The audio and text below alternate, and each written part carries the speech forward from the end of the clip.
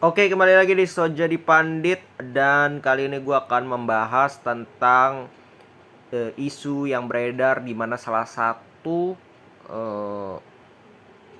salah satu media dari kalau nggak salah dari Prancis juga, yang bernama CIES itu, atau singkatannya itu adalah, sebentar gue cari, ini gue rada International Center for Sport Studies. Jadi tempat belajar juga lah, tempat observasi lah istilahnya. Ya, pembuat data gitulah, biasa statistik dan sebagainya. Jadi dia mengeluarkan 10 pemain yang menurutnya adalah pemain termahal untuk saat ini, Pak. Harganya lah istilahnya di transfer nanti, ya. Jadi di 10 list ini, dari 10 list ini ada pemain yang menurut gua layak, ada pemain yang menurut gua dipertanyakan, ada juga pemain yang menurut gua kurang layak atau gua kurang setuju tentang apa yang disampaikan, apa yang terdata di CS. Gua nggak tahu dia berdasarkan apa juga mengambil harga ini ya, menetapkan harga ini berdasarkan apa, gue juga nggak tahu. Mungkin itu ada perhitungan data, but ya kembali lagi, kalau gue menilai secara performanya di lapangan, gue ada beberapa pemain yang seperti tadi gue bagi terhadap 3 kategori. Oke, kita masuk ke nomor 10. Kita nggak usah banyak bicara, tapi sebelum itu gue mau minta kalian untuk subscribe, like, dan juga komen, share juga, untuk membantu channel ini, dan supaya kalian juga bisa mendapatkan pendapat lain dari gue. Oke, kita sama-sama belajar lah tentang sepak bola. Kita langsung masuk aja ke peringkat 10.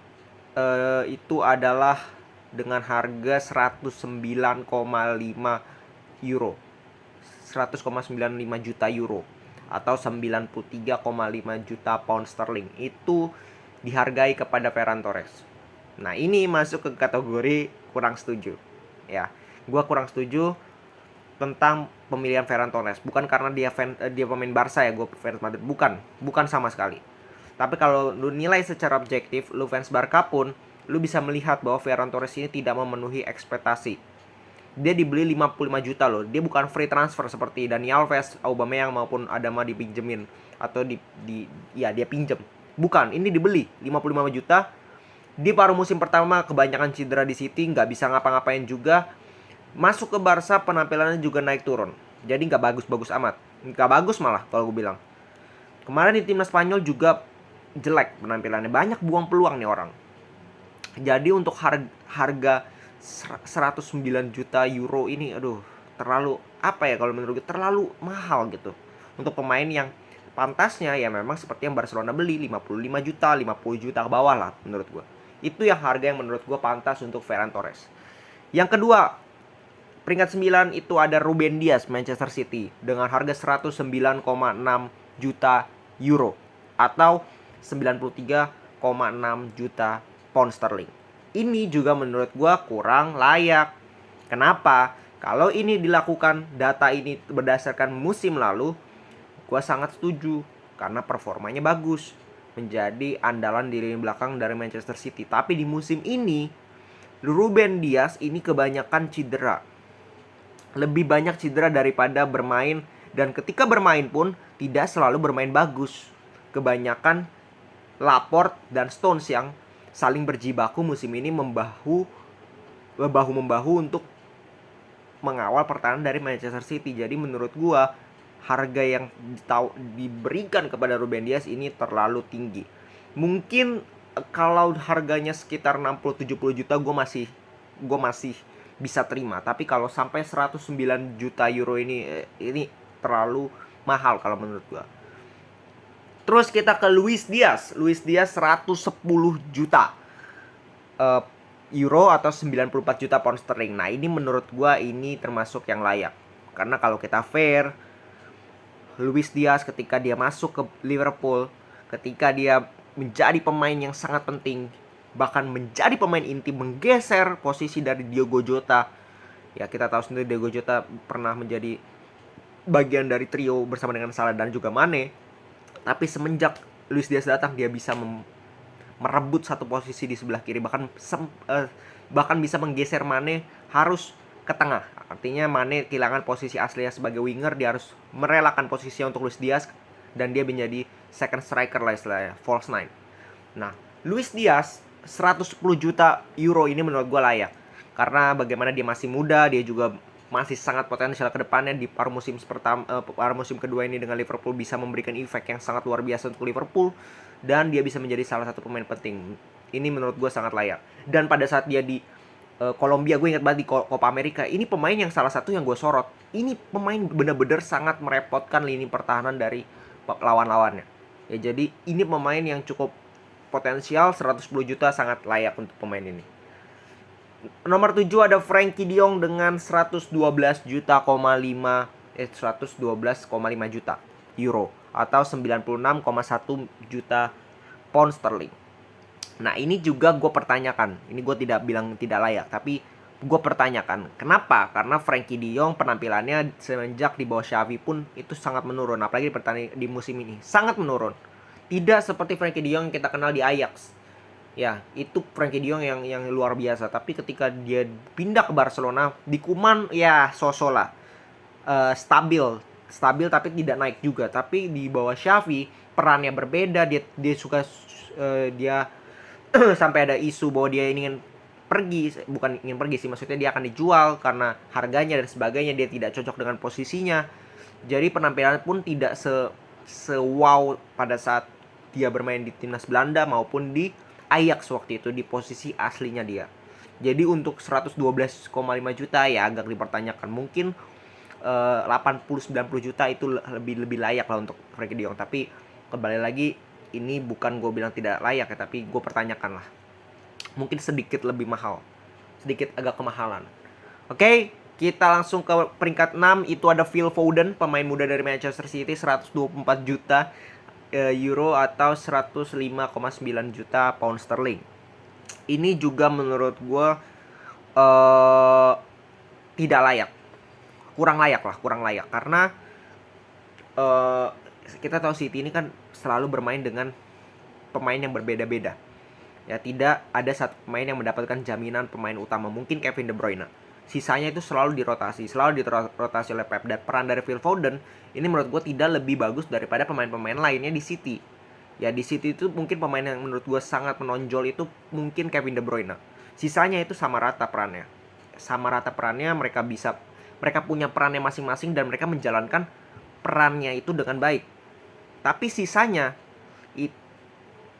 itu menurut gue tidak layak dihargai lebih tinggi satu sama lain seperti Phil Foden sekarang, lebih tinggi daripada pemain-pemain lainnya. Nah, ini yang menurut gue nggak tahu datanya mungkin dari mana, mungkin dari umur ya, dia memperhitungkan umur. Phil Foden ini masih muda, tapi kalau secara objektif gue bilang Phil Foden tidak layak dihargai segitu kemahalan. Oke, kita langsung ke peringkat 5 ada Jude Bellingham. Ini nggak usah banyak ngomong, gue ini tidak layak karena gue tidak lihat Jude Bellingham ini memberikan extraordinary di Dortmund. Yang gendong Dortmund itu Haaland sejauh ini. Jadi Jude Bellingham 133 juta euro atau 114 juta pound sterling. Kembali lagi pemain Inggris overrated, sangat overrated. Pedri 135,1 juta euro atau 115,4 juta pound sterling. Kalau ini terjadi musim lalu seperti yang gue bilang, di mana dia memainkan hampir 60 laga lebih, itu luar biasa sekali, ini cocok. Tapi kalau lihat musim ini dia banyak cedera dan mungkin penampilannya itu 50-50 lah, ada yang bagus ada jelek. Itu agak sedikit gue pertanyakan. Tapi maksud gue kalau misalkan ini 135 gue juga nggak masalah.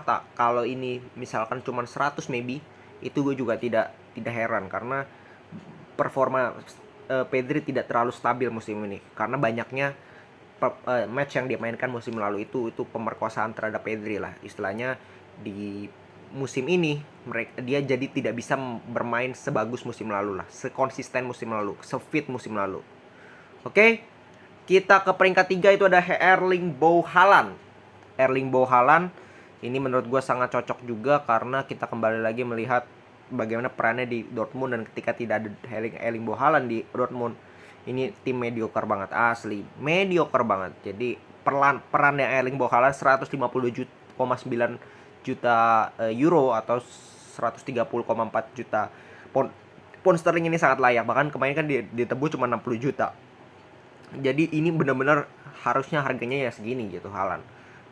Sesuai dengan kapasitas dan juga kontribusinya, umurnya juga masih muda, sangat layak. Nomor 2 itu Vinicius Junior Real Madrid dengan 185,5 juta euro atau 158,3 juta pound sterling. Ini juga gue pertanyakan. Ya gue fans Madrid tapi gue pertanyakan ini karena mungkin ini hanya penilaian satu musim ya. Ada pemain yang menurut gue penilaian satu musimnya tidak sesuai dengan harganya. Ini mungkin dinilai karena Vinicius luar biasa musim ini, sangat berkontribusi dengan Benzema terutama. Tapi untuk 185 juta itu agak dipertanyakan ya. Terlalu mahal kalau gue bilang, karena belum terbukti dia bisa konsisten sampai musim depan ya. Itu menurut gue yang menjadi parameter kalau dia bisa konsisten. Kita tahu 3 tahun pertamanya itu cukup buruk di Madrid, bahkan sangat buruk, banyak kritikan. Di musim keempat dia menunjukkan, tapi belum bisa jadi parameter karena baru satu musim. Jadi kita harus tunggu dulu nih, dia berapa musim bisa bermain konsisten. Ya semoga konsisten lah istilahnya, sampai nanti dia bisa menjadi pemain senior dan bisa menjadi pemain penting di Real Madrid. Jadi ini yang pertanyakan harusnya mungkin 100 juta lah. Ya jadi ini juga menurut gua bukan dipertanyakan ya. Gua ralat ini tidak layak untuk Vinicius Junior. Bukan karena dia pemain jelek, bukan, tapi dia belum membuktikan kalau menurut gua. Terus Kylian Mbappe paling nomor 1 itu ada di angka 205,6 juta euro atau 175 juta pound sterling. Nah, kalau ini ya kita lihat aja PSG bagaimana mempertahankan dia. Mempertahankan dia ini menurut gua layak lah dan kalian mungkin setuju. Oke. Itu mungkin dari pembahasan gua tentang 10 pemain paling mahal, paling berharga menurut CS ini. Gua rasa juga kalian banyak pro kontra tentang bagaimana pemutusan 10 pemain termahal ini. Kalian bisa komen bagaimana pendapat kalian tentang daftar ini di kolom komentar. Oke, segitu dulu dari gua. Salam sepak bola.